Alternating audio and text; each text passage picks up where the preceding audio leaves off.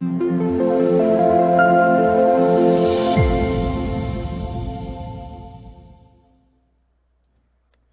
everybody. This is Justin Case from American Newscape, rejoining our friend, entertainer, actor, media personality, Chelsee Hicks, back for another installment of American Awesome. Hello, Chelsee. Welcome back to American Newscape. Hi, it's been a couple years, hasn't it? Yeah, it's funny. It seems like only yesterday. Of course, I'm pretty long in the tooth, but yeah, it has, and we've missed you. We actually did, and our fans really liked you, and we liked you the last venue you were here. So that being said, we're excited you're back. And Chelsee, where have you been, and what's been happening in your world? My gosh. Well, I feel like since I talked to you last, it was in the midst of all of the COVID lockdowns and performances were hard to come by. And we honestly didn't know if we'd ever get to perform again. There was definitely a time during that period where I wasn't sure if live audiences would ever be something that I'd get to experience again. And even if we could have a venue that would be open, there was never any guarantee that there would be people who would want to show up. So, oh, by the way, I have a little friend in my lap. She wants to Ah, say hi. what? So since then, things have really picked up rapidly, and I'm so grateful for that. And I'd say since we spoke in 2020-ish, I've been traveling with the Manhattan Dolls, which has been a group I've been part of since 2016. And I've taken off with a bunch of other projects and groups around the Tucson area, and it's been really soul filling. Well, it is, and we remember the Manhattan Dolls, and they were perfect for Hmm. our audience. And because of the pandemic, we had the opportunity to interview you because we were a fledgling little channel that you gave us a chance, and you and your friends came on, and you just knocked the ball right out of the park, so to speak. Well, thank you. It's easy to have a good time with those ladies. We're all genuine friends on top of, working together. It's such a thrill. I think we have six dolls now. And for anyone who doesn't know, the Manhattan Dolls they started in 2009 by a woman named Heather Stricker, and she started it in Manhattan, New York, which is how we got the name. And she brought it over to Tucson, which is where we're located now, in 2016. And we vary. Sometimes we've had 13 girls, we've had three girls, but we perform only in trios. We mix and match in the music and the style of the Andrew Sisters. So that's 1930s, 40s music. World War II era is kind of our bread and butter. But now we've branched out, of course, to do 50s and 60s music. And we even have a new show called Good Morning Vietnam with the Tributaries, which is a really talented and popular band here in this area. Well, cool. And I have yet to learn that show. what was that, Chelsee? I have yet to learn that because we have so many dolls now mixing and matching. We kind of take turns with who does what show. So I'm excited to get my hands on that one eventually. Well, and I encourage everybody to go to your website or go to your YouTube channel because, I'm sure I'm the biggest fan, but the group is extremely talented and they travel all over, whether it's military bases, veterans homes. The Right. Manhattan Dolls are something we can all be proud of. And I think that's why our channel embraced you and what you're doing. Hmm. It's something I can be proud of as well. It's like I said, I'm involved in so many projects and groups, but this is one that, of course, is nearest and dearest to my heart because it's my performance starts from the Manhattan Dolls. That was how I got everything. The ball got rolling, and I think I always had an appreciation, a general appreciation for our country and our veterans, but only in getting to travel around, hear their stories, and I was part of a lucky, like in a lucky little time frame where I got to perform for World War II veterans. And now, of course, that's an age group that's harder to come by. And so I feel really lucky to have heard so many firsthand stories from their experiences, and even to travel to Belgium, where they flew some veterans out there. That's where the Battle of the Bulge was. And so for the 75th anniversary, and again the 78th, perhaps, we got to go out to Belgium and speak with veterans on the grounds where that battle was fought. Well, another good friend of our channel, Janice Lynn, is actually flying back there with a couple World War II veterans to go to Really. this year's celebration with lots of medical concerns and stuff like that. But what a Mm-hmm. wonderful opportunity for her, and Oh yeah. what a wonderful opportunity for them to revisit that very hallowed ground. Okay, Chelsee. Now, what have you? We were going to do an interview about another group, so why don't you tell us a little bit That's about it? Why right. don't you just what are appetites at touch? Okay. Well, I do keep busy now with so much more than the Manhattan Dolls, which is one of my favorite parts of Tucson, Arizona, is there's just so much talent waiting to be discovered, and I get to work with really gifted musicians. And through the Manhattan Dolls and the projects that I've done with them, I got to meet Brian Hicks, who's a saxophone player. And he and I have no relation, even though we have the same last name. People often ask if we're married or if we're siblings, but we aren't. I just like to tease him and pretend that someday he'll propose and we'll hyphenate our last names. And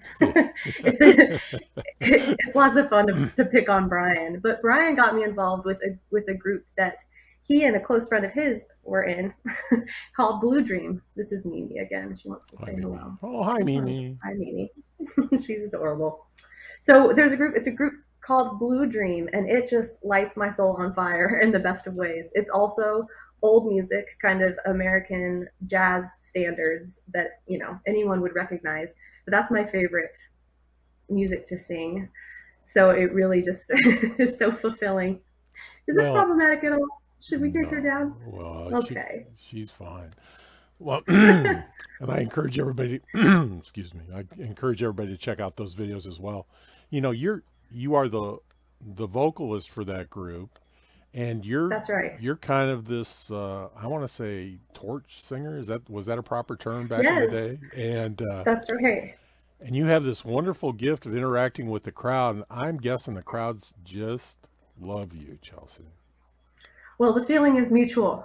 It must be. I found that that's become one of my favorite parts of doing these local shows, as I start to see familiar faces and I get to recognize everyone who comes out to just support live music. It's such a good time for me, and especially with Blue Dream. So that's Brian Hicks on saxophone and Joshua Rhodes on guitar. The three of us have such a good rapport that I feel so comfortable and so much like myself getting to be with that group. Sometimes, I'll sit in with a new band or something, and I don't feel quite as at home as I do with these guys. Well, she wants attention. That what I've seen from the group is they're extremely appropriate, corporate friendly, swanky party friendly, and a lead group. I mean, they can actually get up there. You guys can get up there and entertain, and I'll bet the crowds get up and dance. They sure do. Yeah, we have, it's always a surprise because a lot of people think, jazz. They think that's something that's kind of snooty or stuffy, but they hear what we do and they're like, oh, wait a minute, I recognize this tune. And then, of course, you throw me in the mix and I tend to be a little goofy and throw in maybe a little too much personality. And then it ends up being just it's so interactive. It's like you said, we could do something corporate, or we could be singing in the corner of some restaurant. Like, no venue is too big or too small. And honestly, the same applies with the dolls too. I feel like we're so applicable in so many different arenas. Come here. Sorry, we have an attention seeker. She's a mascot. She's the mascot. She's not going to give us a break. We'll have to just be patient.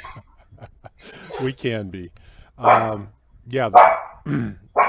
People need to go to these websites, to your YouTube channels, and see this gift. And it is a gift, Chelsee. I mean, a lot of, I did a little bit of performing when I was younger, but, a lot of groups just don't have the capacity to interact correctly, or mind their manners, or show up on time, that can represent a corporate event. And you certainly bring that to the table every time.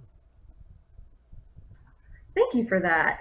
I think you're onto something. I found, even as an audience member, that sometimes, you can have a lot of talent on a stage and a lot of training behind it and technique, but it kind of, at least from my experience, it might fall flat if you don't have someone who is interested in engaging with the audience. And so I think I've come to really value that. And I think it's thanks to the dolls as well that I've managed to kind of be able to observe, through Heather's example, what it can be like to be in a more professional environment too, or something that's maybe a little more esteemed, especially doing so many military events. I've really had to learn how to adjust and be versatile. And right now, we're not being as professional, are we? Oh, sure. We don't want to be uptight. She brought the she brought the fluff to the interview. Oh, Mimi. Oh, Mimi. Okay, Chelsea. Well, give us some things that are on your horizon that people can come out and meet you and meet your groups that people might have some interest in. Well, something that's new for me will be that the dolls are going to be going to Canada in July. And that's for an air show. And so I'm excited to get to meet some new people, some new friends, and make friends in Canada. I'd say from the times that the dolls got to perform in England and France, and especially in Belgium, I've managed to make friendships that have still continued. Thanks to Facebook and being online, we can all stay in touch. So I'm looking forward to making a whole new bunch of friends in Canada. We're also going to be touring the Midwest later on this year, so we'll be in Michigan, Illinois, Texas, and my tiny little hometown in Kansas. That's really exciting for me. The dolls got booked in my little hometown, so I'm going to have a reunion with people I haven't seen in decades. Well, they're going to be thrilled to see you. In of all those states, Kansas is the only one in my Midwest. Yes, yes, that's something I also have a bit of. I like to pick a bone with people. I'm like, really? Or being in Virginia Beach when we sing there, they call themselves Southern, and that throws me off. It makes me question everything I've ever known about geography. Well, that goes back to the 1860s, I'm afraid. That would make more sense. Yeah. And I guess if we're going to talk about upcoming events more local, I often am at Little Anthony's Diner. That's here in Tucson on Broadway and Kolb. It's attached to the Gaslight Theater. And I, on Saturdays, dress up as Marilyn Monroe. And I'm usually with an Elvis Presley or with a Sandy from the movie Grease. And we get to just kind of weave through the diner and interact with folks. I like to try to make, the teenage boys blush, try to embarrass them, or talk to the little What? girls. It's so fun. I like to just pick on everyone as much as I can. Hey, Every now and then I've been known to give smooches on foreheads and on cheeks. well, and I'll bet you make a remarkable Marilyn. Oh, it's so fun. I kind of cross over into a different, it's almost like an alter ego, I suppose. I don't consider myself an actress, actually. Um, And this is more about interaction than really truly trying to imitate Marilyn Monroe, but I do find that I slip into sort of a different character. I'm much more brave as a performer than I am as a person in real life. Well, I'm like afraid to make eye contact even in person sometimes, but you get me as Marilyn and I'm gonna win that battle. hand you a microphone and well, it's a persona, It's true. Yeah, something else happens. and she's one of the biggest personas in the history of this country. So it's kind of an honor to get to play her part, I would assume. Yeah, I'd say so. And actually, I'm also doing some tribute shows. The Music of the Carpenters is a show that I've had the opportunity to do a couple of times just over this past year. And it's a beautiful challenge for me because this was the first time I'd ever done a 2 hour concert with just me as the vocalist, no dolls beside me. So it's just me and then a band. And it was scary for me, but definitely growth. And since then, I have that show, The Music of the Carpenters, and a Burt Bacharach tribute show, which is also just me as the vocalist. The band, some of the members of the band get to sing in that show, but it's just been exciting to see just the opportunities for growth over the past couple of years. Because Blue Dream, I think 3 years ago, yes, Blue Dream was the first time that I had ever just done a solo show by myself. But that's a little more casual than a ticketed concert with the spotlights and everything like you would for these tribute concerts. Yeah, but the intimacy of those venues is I think a lot of fans just really enjoy that. I think so too, yeah. And I found that I don't think I have a favorite. They tend to feel so different energetically on my end that each one is its own special something. Okay, well, you don't have a favorite Hmm. group, but do you have a favorite song that you enjoy singing? Mm. Out of everything? Well, okay. What was the last song you caught yourself singing in the shower? Ooh, there is a song that's been in my head a lot. It's by Imogen Heap. It's a good, at least 15 years old. It's something I used to listen to back in high school, but it's not something I sing for audiences. Well, there you go. But you I know are. that doesn't give much. No, It's no, called but hide and no, seek. no, it's you're a fan. You know, you're a fan of what you do, and Mm, you're a fan of those arts. mm. I have And something to say about that. okay, I'm I am humbled often by what I do. I think because I haven't really been able to dive deep in a certain category. I would say, the dolls, we really specialize in the 30s and 40s, but I found like I'm in a country group, I'm in an 80s band, I'm in, the jazz, I'm doing now tribute shows. So I'm kind of spread thin and I've found rather than deep. And I found that with each genre, of course the audiences are different, so then afterwards, someone will come up to me and say, wait, do you know this song by this artist? And it tends to be, it's someone I've never heard of, so I'm constantly learning. And I often find the audience knows more, than I do, but it's like I said, humbling but really exciting, because I never feel like I'm done growing and learning, and there's so much discovery to be made in the world of music. And of course the world of music is growing in real time right now too, so we have history and present moment. There's no way you could ever conquer it all. So I feel like my work is cut out for me, but I look forward to the growth. well, that's cool, Chelsea. And we we look forward to your growth and what you're getting ready to do, whatever that is down the road. Mm. And we want you to promise to come back, and we want you to promise to bring some of those groups you tag along with, Yes, and let's introduce them to the channel when time permits. I would love the opportunity to especially introduce you to Blue Dream, because they are so near and dear to me.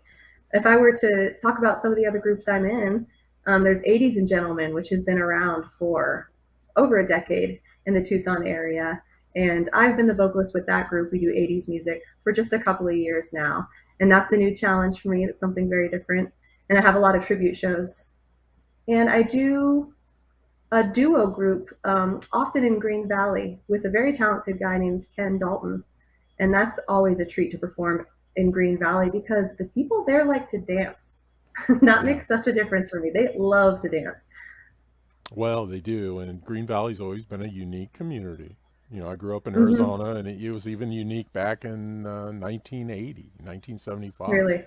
and it was a cool place. So, Chelsea, we're going to hold you to that promise to come back, and I really encourage everybody to go to your websites and to your YouTube channels and see what you do. And the reason it works is because of the passion you bring to it. Hmm. And that's why you're a great entertainer. So, and I will say that you are a great entertainer. American Newscape's audience Yeah. loves you and what you're doing, and we want to wish you the best in the future.